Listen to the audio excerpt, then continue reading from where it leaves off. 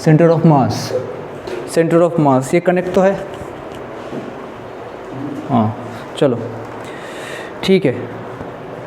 Centre of मास को देखें, centre of मास में बच्चों वाली बातें अपन नहीं कर रहे हैं कि हेवी बॉडी की तरफ सेंटर ऑफ मास शिफ्ट कर जाता है, ये काट पीट फालतू बातें हैं, तो पता है अपने को। हम सेंटर ऑफ मास के लिए अगर ये भी मैं बोलूँ कि सेंटर ऑफ मास सही में नहीं होता, हम पढ़ने के लिए सेंटर ऑफ मास यूज़ करते हैं, ये इमेजिनरी कंसेप्ट है, ये फालतू चीज़ें, तो ये सब चीज़ के लिए हम बड़े हो गए।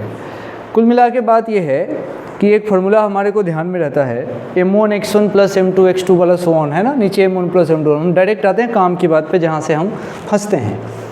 तो हम फंसते कहाँ से हैं? एक तो आपका XCM और YCM लिखने आता है अपने को, है ना, उसमें कोई दिक्कत नहीं है। और RCM भी लिखना हम जानते हैं, RCM हम जानते हैं ना, हम यहाँ से जब RCM लिखना जानते हैं ऐसे लिखते हैं हम उसको, m1r1 एक्चुअली ये वेक्टर है, प्लस यहाँ से m2r2, जगह ख़त्म हो गया, बात भी ख़त्म है। नीचे क्या लिखेंगे यहाँ m1 प्लस m2, चाहे जहाँ तक जा सकते थे, इस तरीके से RCM हमारा आ सकता था। अच्छी बात है, ठीक है। अब इस RCM के R को दो पोर्शन में भी समझ सकते हो। जैसे तुमने कहा कि मैं तो RCM न लिख के मैं एक्सिस वाइज बात करना चाहता हूँ, ठीक है, तो तुम एक बार इसको XCM कह देना, एक बार इसको YCM कह देना, तो बाकी फॉर्मेट उसी स्टाइल में आ जाएगा, तो इसमें हमको कोई प्रॉब्लम नहीं है। इस पे न्यूमेरिकल्स की अगर मैं शुरुआत करना चाहूँ तो इसमें अपने को बॉडी के कोऑर्डिनेट लिखने के लिए, यानी कि सेंटर ऑफ मास का कोऑर्डिनेट लिखने वाले सवाल जो होते हैं, छोटे छोटे वो आते हैं। हम बच्चों वाला सवाल नहीं कर रहे हैं कि 2 पॉइंट दे दिया, एक ट्रायंगल दे दिया, इसका सेंटर ऑफ मास लिखो। क्या देखो, जैसे एक पॉइंट ऐसे कहते हैं, ये बेटा ट्रायंगल है, इस ट्रायंगल का सेंटर ऑफ मास लिखो, इक्विलैटरल ट्रायंगल है ना, ये सब फालतू चीज़ें। ये तो उसमें कहते हैं कि किसी एक को ओरिजिन पे ले लो, उसको बोल दो 0,0, ये दूरी हो जाएगी a, फिर उसके बाद से फालतू नीचे से ऊपर। बस इक्विलैटरल ट्रायंगल वाला सवाल है, तुम भी जानते हो, कोई नहीं पूछ रहा। लेकिन अगर आपको y एक्सिस लिखना होगा तो √3a/2 हो जाएगा ऊपर से नीचे तक। तो ये सारी चीज़ें जो है, ये हम अभी इसी को स्क्वायर कर देंगे, अभी खेलते रहेंगे 4 दिनों तक, है ना। हम आते हैं अच्छे सवाल पे, जहाँ से पूछने लायक सवाल जहाँ से बनते हैं, हम उस पर शुरू होते हैं। जैसे एल शेप वाला ऑब्जेक्ट लिया जाता है, उसके लिए कहा जाता है सेंटर ऑफ मास लिखना है। जैसे बताता हूँ, तो 2 रॉड को ऐसे कंबाइन किया कि दोनों रॉड बन गए हैं एल शेप के, इस तरीके से। इस बेकार हो गया, 2 रॉड को मान लीजिए ऐसे और ऐसे कंबाइन किया, इस तरीके से ऐसे करके कंबाइन किया। साइज़ थोड़ी सी आइडेंटिकल कर देते हैं इसकी। इस तरीके से 2 रॉड को कंबाइन किया गया, ठीक है। तो लैंग्वेज अगर लिखना चाहो तो कुछ नहीं है इसमें language, find coordinate of centre of मास। दोनों रॉड आइडेंटिकल हैं, तो कोऑर्डिनेट ऑफ सेंटर ऑफ मास अपने को लिखने के लिए कहा गया है। हमको इसमें कोई दिक्कत वाली बात नहीं है। तो कैसे कर सकते हैं इसको, देखिए बड़े आराम से। सबसे पहले तो एक पोर्शन को हम इधर ओरिजिन पे मानते हैं, तो कोऑर्डिनेट लिखोगे तो यहाँ का कोऑर्डिनेट क्या जाएगा, क्या ये l,0 जाएगा अगर लंबाई l है तो। ऊपर का लिखूँगा तो क्या जाएगा, ये 0,l जाएगा। हमने क्या किया, 2 रॉड लिया, इसको अरेंज कर लिया इस फॉर्मेट में, और हम चाहते हैं सेंटर ऑफ मास लिखना। तो एक कॉन्सेप्ट लिख लो। कॉन्सेप्ट क्या कहता है कि ऐसे क्वेश्चन को जो रिजिड बॉडी हो, देखो पॉइंट तक तो ठीक था। इससे पहले से मान लो हमसे कहते हैं छोटे बच्चे को कि बेटा एक इसके कॉर्नर पे 4 मास लटका दो, इसका कोऑर्डिनेट लिखो सेंटर ऑफ मास का। फिर ये कहते हैं, सीखते हैं बच्चे तो इसको ये कहते हैं, फिर इसको ये कहते हैं, फिर 2 बॉडी लेते हैं, एक यहाँ होता है, एक यहाँ होता है, फिर बोलते हैं सेंटर ऑफ मास। ये तो पॉइंट था, पॉइंट अब नहीं है। अब हमारे पास पूरी की पूरी रिजिड बॉडी है और हम इसका सेंटर ऑफ मास लिखना चाहते हैं। पूरी की पूरी रिजिड बॉडी है और इसका सेंटर ऑफ मास लिखना चाहते हैं। तो इसका तरीका एक ही है, बॉडी हटाओ और बॉडी को डायरेक्ट किसी पॉइंट से रिप्लेस कर लो, और वो पॉइंट उसका सेंटर ऑफ मास होगा, डायरेक्ट उसका कोऑर्डिनेट लिखो। तो लिखो कॉन्सेप्ट, बॉडी हटाओ और उसको सेंटर ऑफ मास से रिप्लेस कर दो। बॉडी हटाओ और उसको सेंटर ऑफ मास से रिप्लेस कर दो। बॉडी हटाओ और उसको सेंटर ऑफ मास से रिप्लेस कर दो। तो देखो, इसका सेंटर ऑफ मास कहीं इसके बीच में होगा और इसका सेंटर ऑफ मास कहीं यहाँ पे होगा। तो मेरे से अगर कोई कोऑर्डिनेट लिखने के लिए कहेगा तो मैं क्या कहूँगा, मैं कहूँगा भाई मेरे लिए अब ये रॉड रहा ही नहीं, मेरे लिए अब एक मास यहाँ पे है और इसी रॉड के बदले मैंने पूरा मास यहाँ m मान लिया और इसके बदले मैंने इसका पूरा मास यहाँ m मान लिया, हमने इसका मान लिया। अब मैं इसका कोऑर्डिनेट लिखूंगा। अब किसी रॉड का सेंटर ऑफ मास अपने को पता है बीच में होता है और ये मेरे पास 0,0 है। अब इसके लिए मैं कोऑर्डिनेट लिखूंगा x,0, x कितना आया मेरा l/2 और y कितना आएगा 0। अब इसके लिए x मेरा हो गया 0 और y मेरे पास आ गया l/2। तो ये हमने इसका कोऑर्डिनेट लिख दिया। तो बॉडी अब मेरे पास रही नहीं, अब बॉडी के बदले हमने सीधा सीधा पॉइंट ले लिया। बॉडी हटाओ और उसको सेंटर ऑफ मास से रिप्लेस करो। इसी फंडे में जितने भी रिजिड बॉडी होते हैं उसके कोऑर्डिनेट लिखे जाते हैं। अब हमसे कोई कहेगा कि आप xcm लिख दो, हम लिख सकते हैं। हमसे कोई कहेगा xcm, हम लिख सकते हैं। हमसे कोई कहेगा ycm, हम लिख सकते हैं। तो ज़रा लिख दो इसका xcm। xcm लिखोगे तो तुमको लिखना पड़ेगा m1, चलो m1 इसी को कह देते हैं और इसी का नाम m2 कह देते हैं। तो xcm कहना होगा तो हम कह देंगे m1। m1 के जगह पे क्या लिखूंगा कैपिटल M और x1 के जगह क्या लिखूंगा l/2 प्लस यहाँ से कि हमें कहा जाएगा अब यहाँ से m2 लिखिए तो m2 लिख दूंगा। m2 के जगह पे m और इसका जो x कोऑर्डिनेट है क्या है हमारे पास 0, नीचे इसका टोटल मास तो क्या आ जाएगा हमारे पास m + m। तुमको शायद अंदाज़ा लग गया होगा कि हम इस तरीके से काम कर सकते हैं, किसी भी बॉडी के लिए कोई भी काम कर सकते हैं। तो ऊपर क्या लिखा हुआ है ml/2 और नीचे लिखा हुआ है 2m। तो ऐसे क्वेश्चन आराम से सॉल्व कर सकते हो। तो लिख दो इसको, ये आ गया तुम्हारा ml/2 और नीचे आ गया हमारा 2m। 2 से 2 हो गया 4, m से m निकल लिए, कितना हो गया l/4। ये आ गया हमारा l/4। मज़े की बात है कि जब तुम ये कैलकुलेट करोगे तो ये भी आएगा l/4। तो इसका जो सेंटर ऑफ मास का कोऑर्डिनेट आएगा that could be l/4, that must be l/4, l/4। तो पंच लाइन नहीं है, बॉडी हटाओ और उसको उसके सेंटर ऑफ मास से रिप्लेस कर दो। अब मैं इसमें बताऊँ 2 रॉड दूँ, 3 रॉड दूँ, 4 रॉड दूँ, कर सकते हो। अब कोई सवाल आता है जिसमें कहते हैं नहीं 1 रॉड और ले लेंगे, अब वो यहाँ से करने की जरूरत नहीं है। लेकिन यहाँ से देखो ऐसे सवाल, 1 रॉड यहाँ दे देंगे तो ठीक है ना भाई, 3 हो गया, इसका सेंटर ऑफ मास यहाँ ले लेंगे। जितने भी ले लो, कोई कहेगा नहीं मेरा मन यहाँ भी नहीं पड़ा, 1 रॉड और इधर कर दो, ठीक है करते रहिए। तो 1 और रॉड हो गया, इसका और सेंटर ऑफ मास 4 बार लिखना पड़ेगा। तो इस तरीके से अपन सोच सकते हैं, सही है। हर एक रॉड का लिखा जाएगा, इसमें कोई दिक्कत वाली बात नहीं है। तो मेरे ख्याल से एक आपको दूसरे शेप की बॉडी का कराता हूँ। दूसरे शेप की बॉडी का देखिए क्या है। कुल मिला के अभी हम क्या सीख रहे हैं, हम सीख रहे हैं सेंटर ऑफ मास। अगर पॉइंट का तो चलो हमको फार्मूला पता है, हम लिख भी लेते हैं, दूरी पता होनी चाहिए। लेकिन अगर हमें कोई रिजिड शेप दे दिया जाए तो क्या करना है, तो रिजिड शेप को भी अगर हम पॉइंट बना लें तो हमारा काम आसान हो जाएगा, इससे क्वेश्चन सॉल्व हो जाता है। अब मेरे पास इसी स्टाइल में क्या दिया हुआ है देखिएगा, एक ऐसा गोला, एक ऐसा गोला, एक ऐसा गोला, एक ऐसा गोला। इस तरीके से आइडेंटिकल बनाओगे तो टच में आएगा, आइडेंटिकल बनाओगे तो टच में आएगा। तो देखो इसको ऐसे बनाओ, मान लो इस तरह का कोऑर्डिनेट है। लैंग्वेज चाहो तो लिख लो, लिखो find coordinate of centre of mass, find coordinate of centre of मास। आप सेंटर ऑफ मास का कोऑर्डिनेट लिख दीजिए for the given figure, for the given figure. इस तरह का एक फ़ोटो दे दिया। जब इस तरह का फ़ोटो दे दिया और हमसे पूछ दिया अब क्या करो, ये सारे के सारे जो दे रखे हैं ना सर्कुलर प्लेट हैं, ये सब सर्कुलर प्लेट हैं और सबका डायमीटर जो है b है।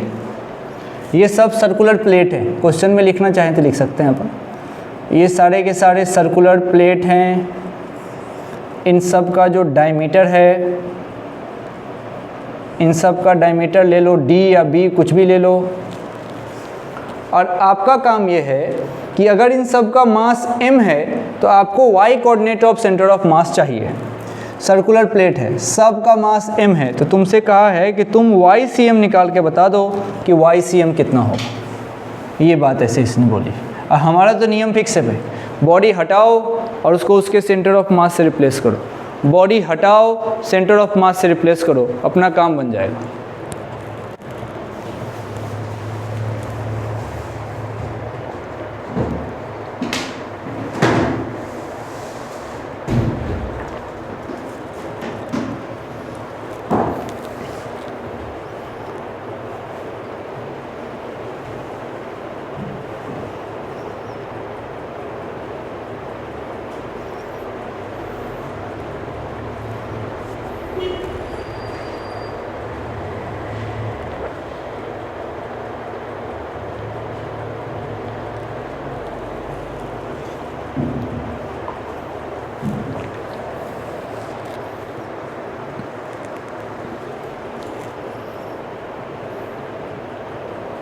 आइए समझते हैं। सेंटर ऑफ मास मार्क कर लेते हैं। एक यहाँ ये बॉडी पहले मार्क कर लो, पहला ये मेरा, दूसरा ये बॉडी नंबर 3 ले लिया हमने, this one is 4 and this one is 5, आराम से। ये इधर इसका सेंटर ऑफ मास, ये इसका ठीक इसके सामने, एक इसका यहाँ, एक इसका यहाँ। हमने बॉडी को उसके सेंटर ऑफ मास से अब रिप्लेस करना है। हम रिप्लेस ना भी करें तो यहाँ भी लिख सकते हैं आप। यहाँ अगर बॉडी को रिप्लेस नहीं करें तब भी यहाँ पे भी लिखा जा सकता है, कोई दिक्कत वाली बात नहीं है। कर सकते हो, ट्राई तो करो, कर रहे हो। 4b/5 4d/5, हाँ सही बात है। अगर b लिया तो 4b/5। वाई सीम अपने को लिखना है हर जगह। हाँ एक्सी की तो पूछा नहीं हो, तो आपको एक बार क्लिक कर जाए तो ऐसे हो जाएगा। अब बॉडी हटाओ, सेंटर ऑफ मास से रिप्लेस करो। अच्छा चलो बताओ इस वाले के लिए क्या लिखोगे? ये तो हो गया 0,0, ठीक है भाई। अच्छा इस वाले के लिए क्या लिखा जाएगा? हाँ हम b ले रहे हैं तो b लिख देते हैं। ये b/2, ये भी b/2, क्योंकि इसका डायमीटर हमारे पास b है, तो ये b/2 और b/2 तो b हो गया। और ये तो x हो गया, y कितना है 0। आइए 3 की बात कर लेते हैं। हाँ ये b, b हो गया। आइए 4 की बात करिए। अब ये 0, b हो गया। और 5 की बात कर लो, 0, देखो ये हमारे पास b/2, ये भी तो एक 2b हो जाएगा क्या? सोच के देखो। अब हम कुछ भी लिख सकते हैं, सबका मास आइडेंटिकल है। वाई सी एम लिखना होगा तो m1 y1 प्लस ऐसा करते करते तो वाई सी एम कितना आ गया आपके पास? 4b/5। सही, कोई प्रॉब्लम नहीं इसमें। सिंपल सा नियम है, बॉडी हटाओ, उसके सेंटर ऑफ मास से रिप्लेस करो, उसके कोऑर्डिनेट लिखो, आराम से खुश रहो, कोई एक ओरिजिन पे जाएगा। इसमें कहीं से कोई दिक्कत नहीं है। कोई भी सवाल अब इस तरीके का हम आराम से इसको कर सकते हैं। अब एक सवाल इसमें वैरायटी है, उस वैरायटी में वो क्या कहता है कि कोई पोर्शन इसमें से रिमूव कर दोगे तो क्या होगा? वो थोड़ा सा बच्चों को परेशान करता है, तो इसको हटाता हूँ, उस पोर्शन पे पहुँचता हूँ। वाई सी एम लिख लोगे ना, m1 y1 m2 y2 करके नीचे सारे मास को जोड़ देना। अब देखो कहानी क्या है उसकी। ये सेक्शन थोड़ा सा समझदारी वाला है, इसको समझना है। तो क्या था हमारे पास सवाल? एक्चुअली मेरे पास एक डिस्क है, ये डिस्क है, इसको इस तरीके से पूरा का पूरा ये डिस्क था। और क्वेश्चन के अकॉर्डिंग इस डिस्क में से, इस डिस्क का पहले रेडियस r था, लिखो radius of disc is capital R। अब कह रहा है कि सर्कुलर होल जिसका रेडियस r/2 है वो इसमें से किया गया है। इसमें एक सर्कुलर होल किसी ने कर दिया और वो सर्कुलर होल का रेडियस जो है, वो सर्कुलर होल का जो रेडियस है वो r/2 है। एक सर्कुलर होल इसमें से कर दिया गया जिसका रेडियस जो है वो r/2 है। ये सर्कुलर होल इसमें से किया गया जिसका रेडियस r/2 है। तो पूरा का पूरा पहले एक डिस्क था, पूरा का पूरा पहले एक डिस्क था। उस डिस्क में से किसी ने एक सर्कुलर होल कर दिया जिस सर्कुलर होल का रेडियस r/2 है।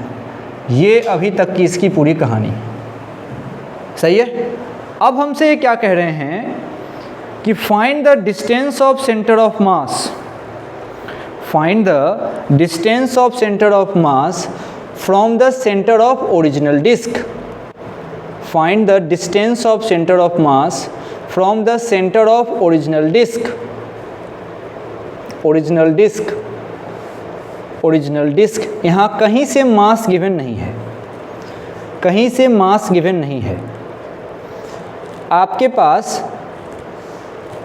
मास डेंसिटी गिवन है सिग्मा, मास गिवन नहीं है, मास डेंसिटी गिवन है सिग्मा, मास डेंसिटी गिवन है सिग्मा। इस बार मास गिवन नहीं है, मास गिवन नहीं है। एक ट्राई इसको दो अगर आता है तो।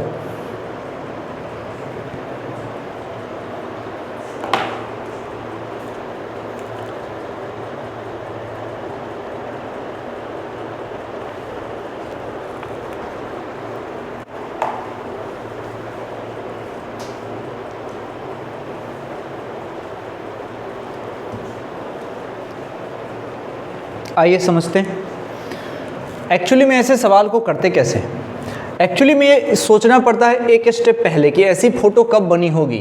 तो ऐसी फ़ोटो तब बनी होगी कि जब मेरे पास पहले एक बड़ा सा डिस्क रहा होगा और इस बड़े से डिस्क का रेडियस रहा होगा r, उसमें से मैंने काट के माइनस कर दिया होगा। ये मैं यहाँ सिंबल दे रहा हूँ माइनस का, और इस बड़े से डिस्क में से एक छोटा सा डिस्क काट के अलग कर दिया होगा, तब जाके ये शेप ऐसे बना होगा। सोचो, तो अपने को क्या करना है, इसको अलग अलग करके और वही माइनस वाला फॉर्मूला इसमें लगाना है। अच्छा, इसका रेडियस कितना है मेरे पास r/2। अच्छा, चूँकि इसी में से काटे हो तो इसमें अगर तुम बात करते हो सिग्मा की, तो यहाँ भी बात किसकी हो जाएगी, सिग्मा की। दोनों तरफ बात तो सिग्मा की होगी, क्योंकि मटेरियल सेम है दोनों में, तो मास डेंसिटी इनका जो है वो सेम ही रहेगा, उसमें कोई प्रॉब्लम नहीं है। मास डेंसिटी में कोई समस्या नहीं। आपका मन इतने से खुश हो जाना चाहिए कि मास डेंसिटी से अपने को कोई टेंशन है नहीं। अब आओ इसकी आगे की बात करते हैं, इसकी आगे की बात करते हैं। तुम देखो यहाँ पे तुमसे क्या पूछा है कि कितना शिफ्ट कर गया, तो बताओ क्या एक्चुअली में इसने YCM पूछा है तुमसे, सोच के देखो। ऊपर की तरफ से हटाया है तो YCM पूछा होगा। तो YCM अगर मैं जनरली निकालना चाहूँ तो कैसे निकालूंगा, मैं यहाँ से निकालना चाहूँगा YCM, तो मैं बोलूँगा भाई M1 Y1। अच्छा, मान लो एक बार लिखता तो M2 Y2, नीचे क्या लिखता, मैं जनरली क्या लिखता हूँ M1 + M2 ऐसा लिखता हूँ। परंतु देखो अब ये जो छोटा वाला जो यहाँ से पोर्शन कटा है, वो छोटा वाला पोर्शन तो इसके पार्ट में है ही नहीं। तुमने इसको काट के अलग कर लिया, तो काट के जब अलग कर लिया तो बस ये प्लस का जो साइन है ये माइनस से रिप्लेस हो जाता है। इतना ही इसमें ध्यान रखना पड़ता है। रिमूव्ड वाले पोर्शन में जो हमारा एक्चुअल फार्मूला था M1 X1 + M2 X2 नीचे M1 + M2, या फिर M1 Y1 + M2 Y2 नीचे M1 + M2, प्लस के जगह पे माइनस लाओगे तुम्हारा काम बन जाएगा। अच्छा, लेकिन एक दिक्कत अभी भी है, अपने को यहाँ ये नहीं पता कि हमारा मास कितना है, इसलिए हमको छुप के मास डेंसिटी दिया हुआ है। तो मान लो इसी का नाम तुमने M1 दे दिया फॉर एग्जांपल, और इसी का नाम तुमने M2 दे दिया, तो एक बार मास निकालो और इसकी वैल्यू को डाल दो, मास निकालो इसकी वैल्यू को डाल दो। ये ओरिजिन पे ऐसे रखा हुआ है, बड़े वाले का रेडियस यहाँ से R है, मास निकालो बड़े वाले का। मास का मतलब तुम क्या समझते हो, जैसे देखो ऐसे देखिए, ये मास अपॉन एरिया होता है, तो हमारा जो मास यहाँ से निकल के आएगा ये सिंपली सिग्मा इंटू एरिया से आ जाएगा, सिग्मा इंटू एरिया से आ जाएगा। अब एक ट्राई करो, मास निकाल के देखो कितना आ रहा है दोनों केस में, दोनों केस में। वो मत भूलना, बॉडी हटाओ उसके सेंटर ऑफ मास से रिप्लेस करो, बॉडी हटाओ उसके सेंटर ऑफ मास से रिप्लेस करो, और उसके बाद उसका मास लिख दीजिए, आपको अच्छा लगेगा।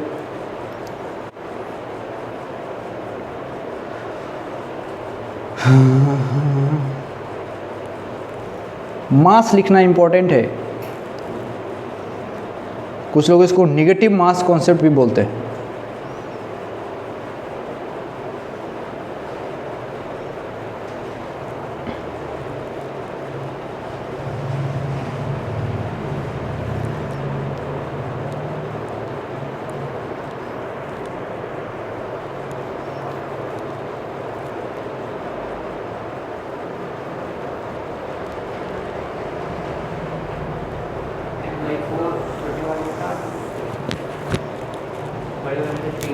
अच्छा देखिए, आइए समझते हैं। पहले तो वो काम करिए, बॉडी हटाइए और उसको उसके सेंटर ऑफ मास से रिप्लेस कीजिए।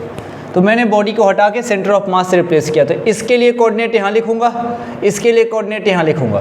तो जो मेरा M1 है उसके लिए तो मुझे कोऑर्डिनेट बता दो, क्या उसको 0,0 लिखूँ, और जो मेरा M2 है उसके लिए कोऑर्डिनेट बता दो, तो बताओ क्या लिखूँ। तो उसका सेंटर ऑफ मास तो यहाँ है, कितना होगा वो 0,r/2, क्योंकि x तो वही है उसका। तो ये मेरा हो गया 0,r/2। तभी इसने किसकी बात करी है, इसने कहा है कि YCM कितना शिफ्ट कर गया। तो अच्छा, और इसके मास की हमको, इसके मास को हमने M2 नाम दे दिया हुआ है। चलिए M1 M2 पे अलग से चर्चा कर लेते हैं। M1 की बात करिए, M1 की बात करिए, तो मुझे लिखना है sigma into pi into r², ठीक है, सिग्मा इंटू पाई r²। तो ये आ गया मेरा M1। ओके, अब मैं m2 की बात करूँगा, देखो सिग्मा तो सेम रखना पड़ेगा, पाई भी सेम रखना पड़ेगा। अब r नहीं, r/2, तो मतलब ये हो जाएगा r² तो ठीक है, r² डिवाइडेड बाई 4 आ रहा है क्या? सोचो सोचो सोचो, r/2 का स्क्वायर करोगे r² डिवाइडेड बाई 4, तो अगर कि तुमने इसका नाम m दे दिया दोस्त, तो ये क्या बन जाएगा? m/4। मैं थोड़ा ज़्यादा ही तेज़ रखता हूँ काम, मैं इसका नाम ही 4m दे दूँगा, तो ये कितना हो जाएगा? m हो जाएगा ना। थोड़ा आसान लगता है, कैलकुलेशन नहीं करना पड़ता, बिल्कुल भी कैलकुलेशन नहीं करना पड़ता। उसी का नाम 4m दे दिया तो m हो जाएगा। अब हो गया, कोई दिक्कत नहीं है। अब मैं क्यों टेंशन लूँ, मेरे पास तो जो छोटा वाला हमारा नीचे ये जो m1 था, अब ये कितना है? 4m। m1 मेरा 4m है, और ये जो m2 था इसकी वैल्यू कितनी है? m। इसकी वैल्यू है m। अब लगा दो YCM, m1 नहीं 4m into y1 0 minus m2 नहीं m। अब y2 कितना लेना है देख लो, r/2, और नीचे यही m1 कितना है हमारा? 4m, अब माइनस m2 कितना है मेरे पास? m। हाँ तुम जैसे लो, कोई ऐसा नियम थोड़ी हो तो ऐसे ही हम यहाँ खेल रहे, बस नियम ऐसा नहीं है। अल्टीमेटली कुछ आदमी यहाँ भी छोड़ सकता है, जिसको जहाँ कंफर्टेबल हो। कोई m कहेगा तो m/4 कह देगा। अब m प्लस m/4 जोड़े हम, मैंने 4m माइनस m कर दिया।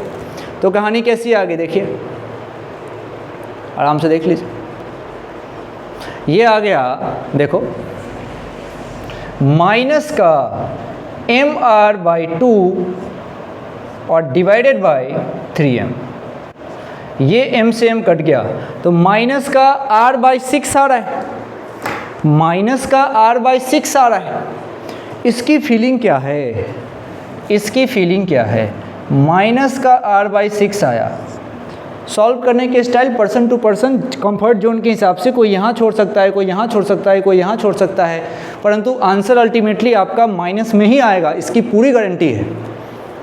तो माइनस का r/6 मतलब सेंटर ऑफ मास जो है इसका, वो कहाँ शिफ्ट किया होगा? नीचे की तरफ, नीचे की तरफ, तभी तो माइनस का r/6 आया।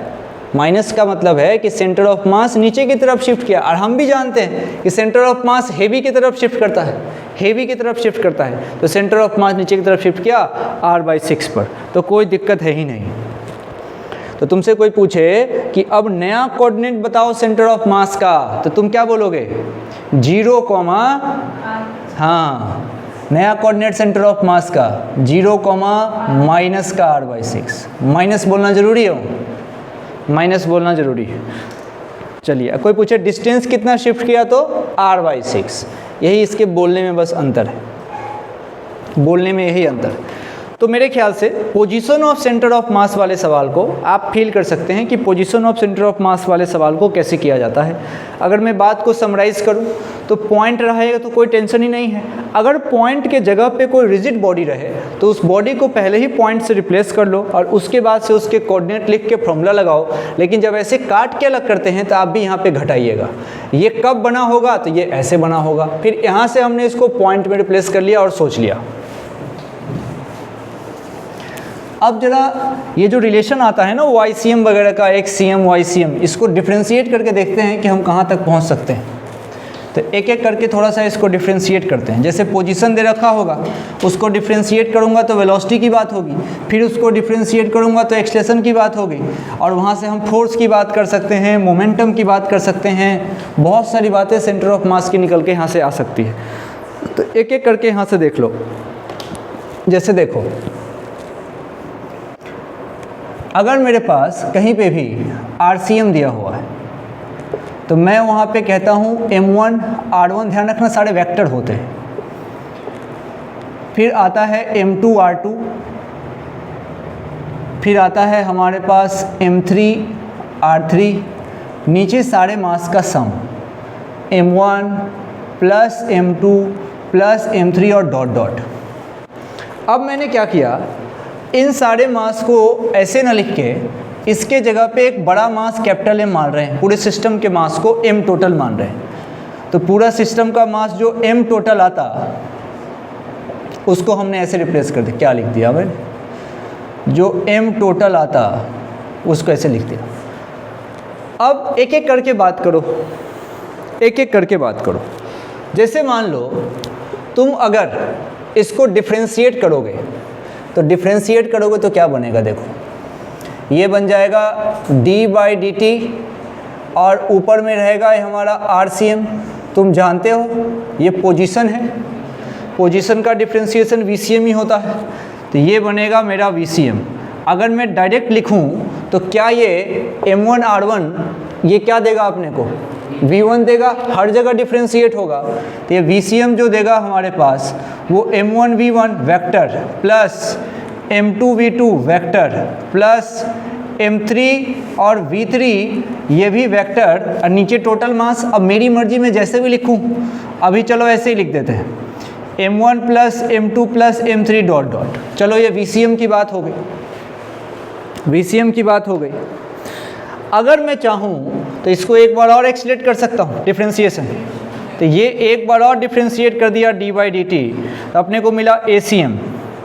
तो ACM की वैल्यू भी आप समझ सकते हैं, जहाँ जहाँ V है वहाँ वहाँ A हो जाएगा, तो M1A1 साथ में यहाँ पे M2A2 सारे वेक्टर हैं, इसका ध्यान रखिएगा, गलती वहीं हो जाती है, और नीचे सबको सम होता है। तो ये M1 प्लस M2 के साथ M3 जोड़ के ऐसे निकलता है। ये एक्सेलरेशन है सेंटर ऑफ मास का। सेंटर ऑफ मास का एक्सेलरेशन और किसी इंडिविजुअल बॉडी के एक्सेलरेशन में फ़र्क है। सेंटर ऑफ मास जब किसी 2-3 बॉडी को कनेक्ट कर दोगे तो उसके पूरे सिस्टम का हो जाता है, और इंडिविजुअल एक्सेलरेशन अलग अलग हो सकता है। जैसे अभी सवाल दूंगा कुछ टाइम के बाद, मान लीजिए ये पुली है और इसमें से किसी ने ब्लॉक को लटका दिया, और ये बॉडी मान लो M1 मास की है और ये मान लो M2 मास की है। अगर तुमसे एक्सेलरेशन पूछा जाता कि बताओ M2 का एक्सेलरेशन किधर होता है, तुम बोलते ये नीचे इसके इधर, वो एक्सेलरेशन की वैल्यू होती net pulling force upon total mass. लेकिन सेंटर ऑफ मास का एक्सेलरेशन फिर अलग स्टाइल से निकलता, तो वहाँ पे तुमको फिर इसका एक्सेलरेशन वेक्टर के साथ डालते तब निकलते। अभी सवाल कराऊंगा थोड़ी देर में, तो फिर आपको अंतर समझ में आएगा। तो आपको मैं ये कहना चाहता हूँ कि इंडिविजुअल बॉडी का एक्सेलरेशन और पूरे सिस्टम के एक्सेलरेशन सेंटर ऑफ मास का, दोनों को अलग अलग तरीके से समझने की ज़रूरत होती है। ये तो एक्सेलरेशन वगैरह की बात आ गई, परंतु क्वेश्चन में कभी कभी इन्होंने बात करी हुई है, जैसे वेलोसिटी को यहाँ पे रखा है और मोमेंटम के टर्म में बात करी है। समझ लेते हैं क्या कहना चाहते हैं। आइए, यहाँ तक लिख चुके हो, इसको मिटाऊंगे नीचे वाले को। क्या चीज़ हाँ करते हैं, इसको मिटाऊंगे नीचे वाले को। अब हम एक काम बस कर रहे हैं, इसके जगह पे हम लिख रहे हैं M टोटल, इसके जगह M टोटल M आ गया जो ऊपर लिखा हुआ था। तो जैसे ही इसको क्रॉस मल्टीप्लाई करेंगे तो मेरे पास डाटा आ गया M इंटू VCM, और ये आ गया मेरे पास M1 V1 प्लस यहाँ से M2 V2 और यहाँ से M3 V3 सब वेक्टर है। M इंटू VCM, क्या ये PCM वेक्टर बन जाएगा क्या? ये बन जाएगा, फिर यहाँ से बनेगा P1, फिर यहाँ से बनेगा P2, फिर यहाँ से बनेगा P3, और ये सब वेक्टर है। इंडिविजुअल जोड़ कैसे आ सकता है? आपकी जैसी इच्छा लिख सकते हैं आप।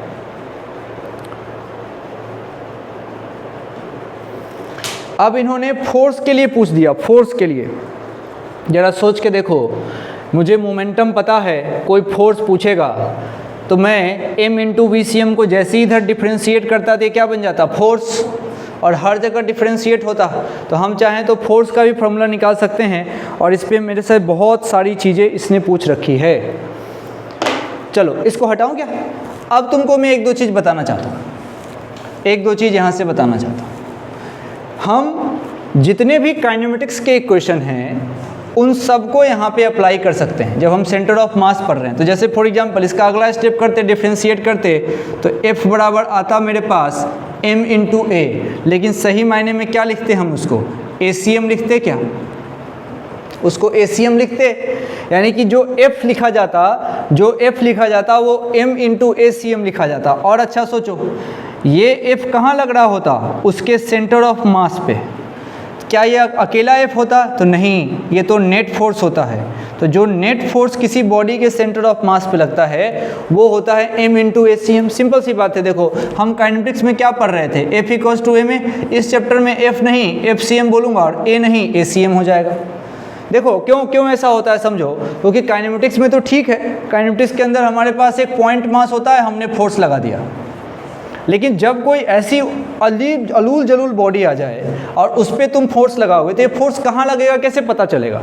इसलिए माना जाता है कि ये फोर्स उसके सेंटर ऑफ मास पे लग रहा है, इसके कारण उसके सेंटर ऑफ मास में एक्सेलरेशन हो रहा है। अच्छा, और भी देखो, काइनेमेटिक्स के जितने भी फॉर्मूले थे, जैसे मैं बात करूँगा V equals to U plus AT के, तो चलो पॉइंट मास होता है तो कोई दिक्कत ही नहीं है। लेकिन जब बॉडी का शेप अगर उल्टा पुल्टा हो जाए तो V किसका लोगे तुम? सेंटर ऑफ मास का। इससे U भी लोगे तुम इस सेंटर ऑफ मास का और A भी लिया जाएगा सेंटर ऑफ मास का। इतना ही ध्यान रखना है। अरे हाँ, पॉइंट से समझना आसान था काइनेमेटिक्स में, तो यहाँ पे पॉइंट से ही समझेंगे, लेकिन उस पॉइंट का नाम हो जाएगा सेंटर ऑफ मास। इसी तरीके से यहाँ पे खूब सारी चीज़ें आती है। सही है? तो ये F equals to M into A कैसे आया, समझ में आया? और ACM कैसे बोला है उसको? ठीक है, चलो एक बात चाहो तो लिख लो इसको। हमारे पास जैसे P वेक्टर कोई कहेगा तो उसको क्या लिखेगा वो? M into VCM। अब उसको दोनों तरफ डिफ्रेंशिएट कर देगा तो ये क्या बन जाएगा उसका? dP by dt। और M बाहर जाएगा तो ये d बाई dt किसको डिफरेंस? VCM को। तो यहाँ से वही बन के आ जाएगा तुम्हारा फोर्स, और ये मास इंटू एक्सेलरेशन किसका? तो सेंटर ऑफ मास। ये है बात। ये फोर्स कहाँ लगता है? ये भी सेंटर ऑफ मास पे। तो जितने फॉर्मूले थे सब सेंटर ऑफ मास पे लग रहे होते हैं, हमको इसमें कोई दिक्कत नहीं होती। अब ये सब मिटाते हैं, ये सब अपने को आता है। अब हम पहुँचते हैं इससे रिलेटेड काम पे। बस इतना ही आसान है। हमको सेंटर ऑफ मास दिखा, अच्छा मतलब सेंटर ऑफ मास की वेलोसिटी। सेंटर ऑफ मास क्या है? कुछ नहीं, बॉडी हटाओ, सेंटर ऑफ मास से रिप्लेस करो, काम खत्म। और सेंटर ऑफ मास अपने को याद होना चाहिए। धीरे धीरे जितने काम की चीज़ें हैं वो डाटा मैं आपको देते जाऊंगा, आपको याद होता जाएगा। फिलहाल अभी एक सवाल करना चाहते हैं। क्वेश्चन कह रहा है find velocity of centre of mass. Situation तुमको दे रहा हूँ, वेलोसिटी ऑफ सेंटर ऑफ मास क्या है समझिएगा। इस तरीके से दो बॉडी इसने ली, दो बॉडी ली है। पहले बॉडी का मास 2 kg और दूसरे बॉडी का 1 kg।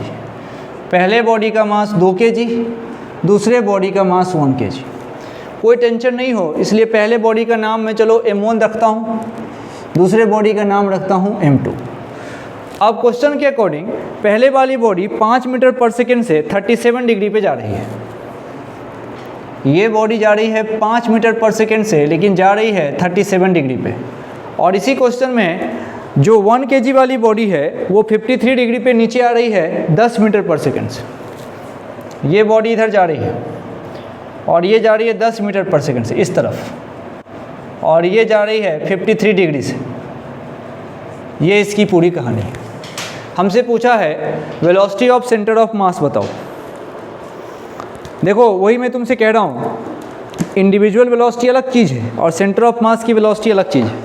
अभी इसने सेंटर ऑफ मास की वेलोसिटी हमसे पूछी।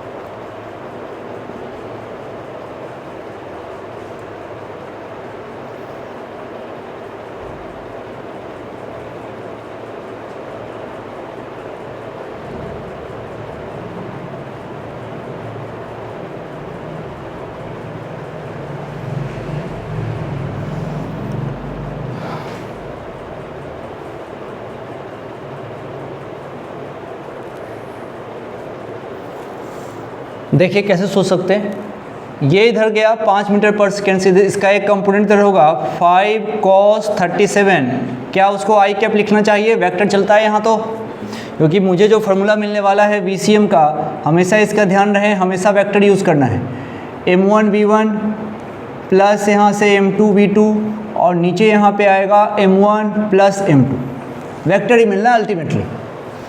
तो 5 cos 37 इधर, और ये जाएगा हमारे पास ऊपर में 5 sin 37, और ये ऊपर की तरफ जे कैप है, इसके भी 2 कंपोनेंट, एक इधर लेकिन इसका एक नीचे होगा क्योंकि ये बीच में आना चाहिए रिजल्टेंट। इधर में जाऊंगा तो ये है 10, तो ये जाएगा 10 cos 53, 10 cos 53, ये इस तरफ अगर मैं लिखूंगा तो इसमें आई कैप बोलना चाहिए, और नीचे 10 ये साइन 53 और ये माइनस का जे कैप बोलना चाहिए, ये लिखने अपने को आता है, ये आता है।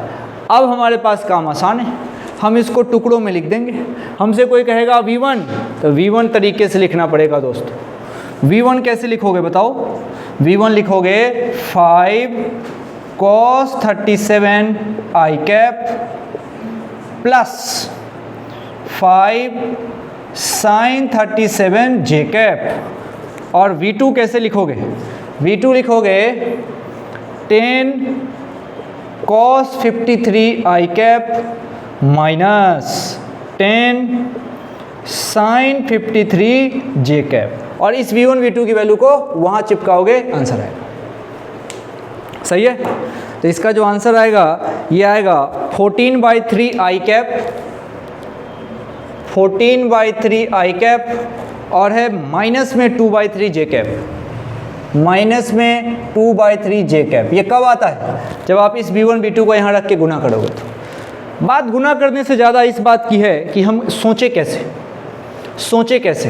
तो 2 बातें, एक तो जब भी मैं सेंटर ऑफ मास में किसी भी टर्म का यूज़ करूँगा, हमेशा वो वेक्टर है, मतलब उसको मैं आई कैप जे कैप में यूज़ करूँगा, नहीं तो गलती हो जाएगी। दूसरी बात, बॉडी अगर रिजिड है तो पॉइंट से रिप्लेस करूंगा, और पॉइंट है तो टेंशन ही नहीं है। और वेलोसिटी पूछा तो कोई दिक्कत नहीं, अगर मुझे XCM पता है M1 x1 plus M2 x2 upon M1 plus M2, तो VCM ACM सब का एक ही स्टाइल होता है। और किसी ने अगर मोमेंटम पूछ दिया तो नीचे के टोटल मास को हमने क्या बोल देना है, कैपिटल M, और क्रॉस मल्टीप्लाई करना है, मोमेंटम मिल जाएगा। सही है, तो आसान तरीके से हो जाता है।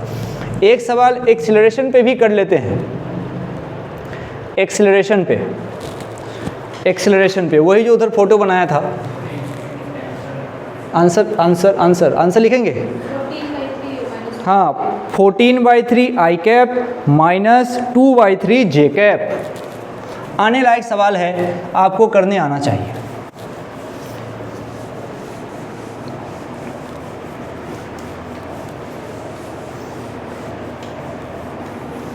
अब एक्सेलरेशन पे एक सवाल करते हैं, देखिए कैसा है मामला। एक पुली है और 2 और 3 केजी की बॉडी को लटकाया। एक पुली है इस तरीके से, मान लीजिए यही 2 केजी की बॉडी है और यहाँ पे ये 3 केजी की बॉडी है, ऐसे लटकाया और आपसे कहा है कि ACM बताइए, आपसे कहा है कि ACM बताइए। फार्मूला आपको पता ही है, ACM जो होता है M1A1 प्लस M2A2, नीचे हो जाएगा M1 प्लस M2। अगर मैं इतने ही लिख के छोड़ दूंगा तो गलती हो जाएगी। वेक्टर क्वांटिटी है, साइन इम्पोर्टेंट, साइन इम्पोर्टेंट। हमसे इसने पूछा है ACM बता दो कितना होगा।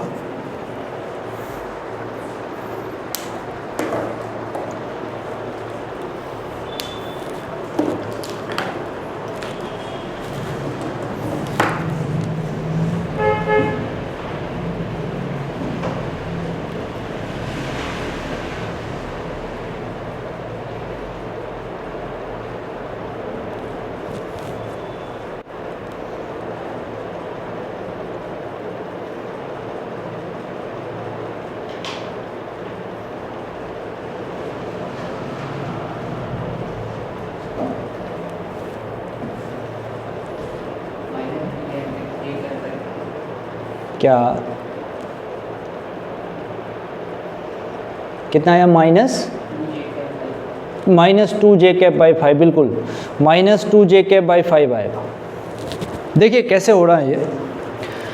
सबसे पहले तो मुझे यही नहीं पता कि A1 क्या है और A2 क्या है, ये नहीं पता है। A1 A2 की मुझे जानकारी नहीं है, तो मैं पुली वाले सिस्टम पे जाता हूँ। पुली के हिसाब से पुली कहता है कि हमारे पास एक्सेशन चाहिए, तो net pulling force upon total mass, तो 3G नीचे लग रहा था और माइनस 2G और टोटल मास 3 + 2 5 हो जाएगा। तो ये क्या हो गया हमारे पास? G/5। G/5 तो हुआ, G/5 को तुम चाहो तो लिख लो 2, परंतु ये 2 है नहीं। जैसे सिर्फ 2 बोलोगे तो गलती हो जाएगी। 2 मीटर पर सेकेंड स्क्वायर तुमने बोला और वहाँ 2 भर दोगे तो कहानी खत्म। क्योंकि अगर तुमने कहा कि ये नीचे जा रहा है, इसको क्या लिखोगे? माइनस का 2j कैप, और ये जो जाएगा ये ऊपर जाएगा, तो ये जाएगा 2j कैप से। अब भरो, इसी को अगर तुमने M1 कह दिया और इसको तुमने M2 कह दिया तो ठीक से भरो।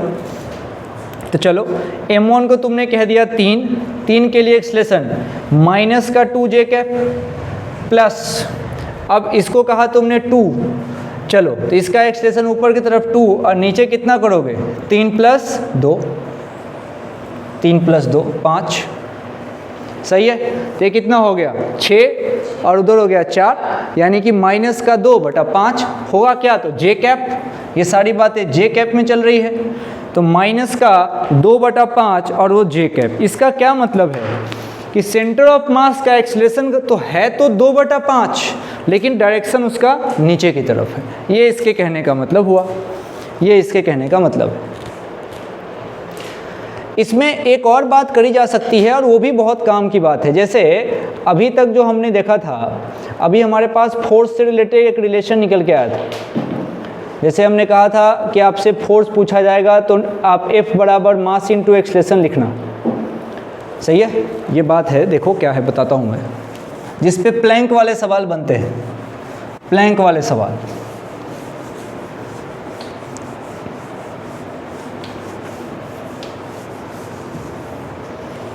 मेरे पास अभी रिलेशन निकल के आया था कि जब आप F = ma बोलो कोई दिक्कत नहीं है, लेकिन जब तुम इसी कॉन्सेप्ट को सेंटर ऑफ मास के लिए लगाओगे तो इस F, इसका F का पूरा नाम तो क्या है? F एक्सटर्नल ही है, और इसको ऐसे लिखते हो समेशन।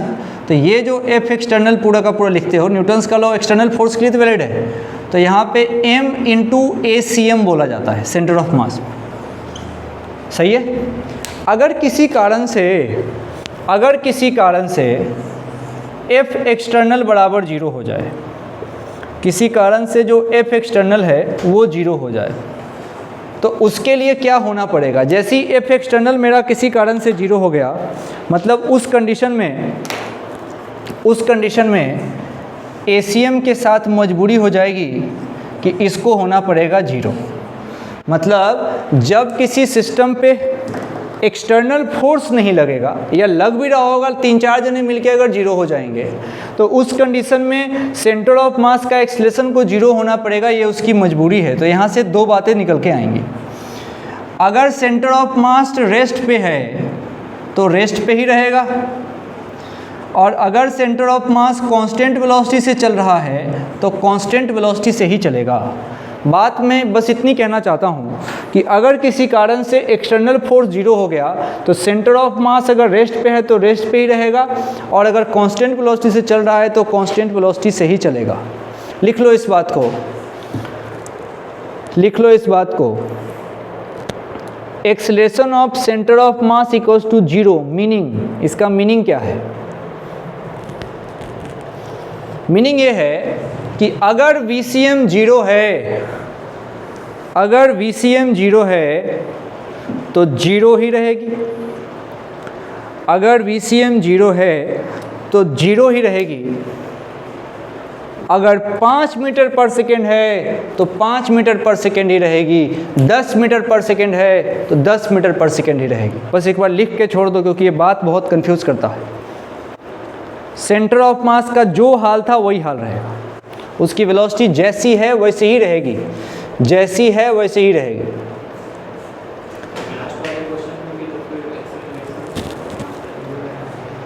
कहाँ, उसमें तो एक्सटर्नल फोर्स लग रहा है ना, mg खेल ही रहे हो तुम, सारा खेल तो वहाँ mg का है, हवा में mg लगता है, एक्सटर्नल फोर्स है।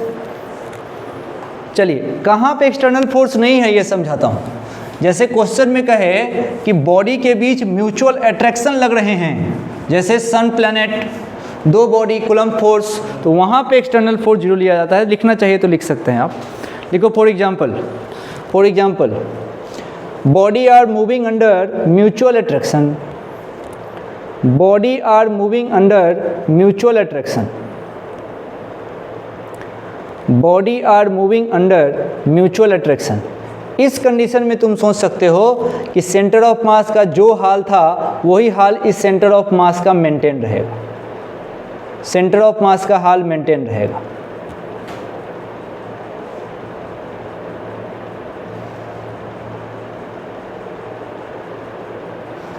और इस पे अब करी जाती है क्वेश्चन की प्रैक्टिस। इस क्वेश्चन की प्रैक्टिस से पहले मैं तुमको आज एक कॉन्सेप्ट बिल्कुल तुम्हारे दिमाग में डालना चाहता हूँ। अभी जो बात हो रही है इससे सवाल खूब आते हैं। मैंने क्या बोला, मैंने कहा, फिर पूरी बात एक साथ लिखता हूँ, ध्यान से सुनो, कोई दिक्कत नहीं है इसमें। मैंने तुमसे कहा कि भाई हम तो ये जानते हैं F बराबर ma। अब थोड़ा चूँकि सेंटर ऑफ मास पढ़ लिया है तो थोड़ा अच्छे से लिखें, तो F एक्सटर्नल बराबर m इंटू ACM। अब थोड़ा और इसको अच्छा करें तो मैंने कहा कि मान लो कि F एक्सटर्नल का जो सम हो रहा है वो हो गया 0। इसके बहुत सारे मतलब निकल के आते हैं। सबसे साधारण मतलब तो है कि इसके लिए एक्सेलरेशन ऑफ सेंटर ऑफ मास को 0 होना पड़ेगा। ये एक्सेलरेशन ऑफ सेंटर ऑफ मास अगर 0 हो गया, इसका मतलब ये है कि वेलोसिटी जैसी है वैसे ही रहेगी। अगर रेस्ट पे है तो रेस्ट पे रहेगी। अगर किसी क्वेश्चन में VCM बराबर 5 मीटर पर सेकेंड दे दिया तो 5 मीटर पर सेकेंड ही रहेगा। 10 मीटर पर सेकेंड दे दिया तो 10 मीटर पर सेकेंड ही रहेगा। जो है वही रहेगा, इसमें कोई चेंज नहीं होगा। एक तो ये बात है।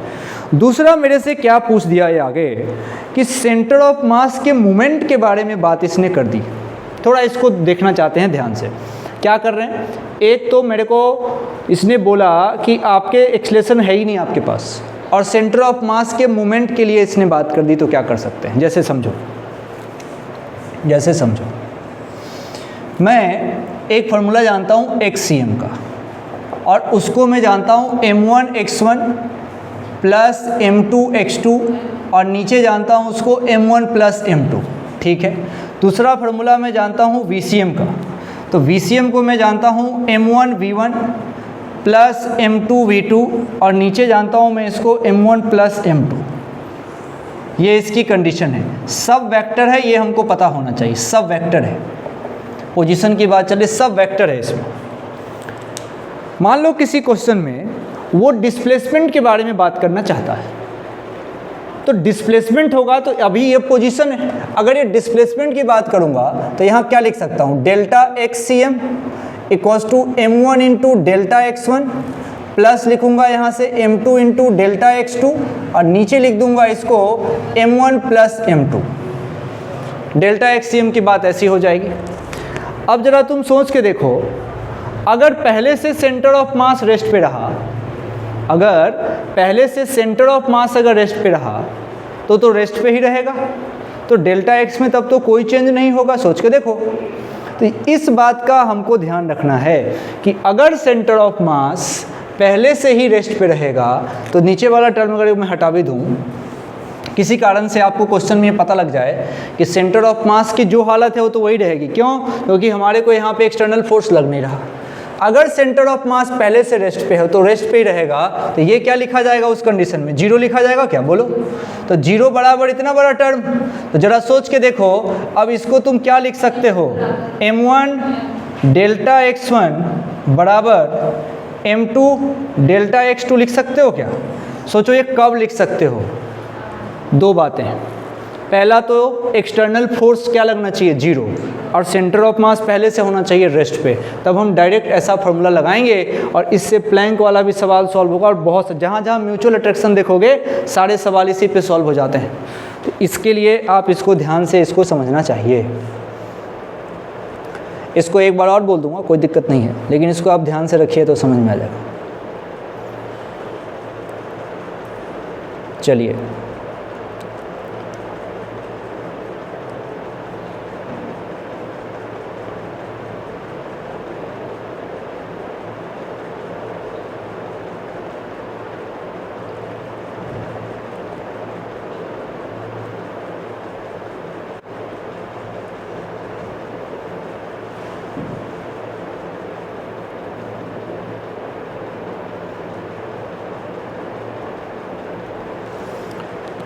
बढ़िया। इसके ऊपर कुछ क्वेश्चन की प्रैक्टिस है, जो मैं इस क्वेश्चन की प्रैक्टिस को कल कराऊंगा। आप बस इसको तैयार करके आइएगा। आपको होमवर्क देता हूँ कुछ, बस हो गया, इनको हटा दीजिए। कुछ होमवर्क देता हूँ, आप ट्राई करके आएंगे।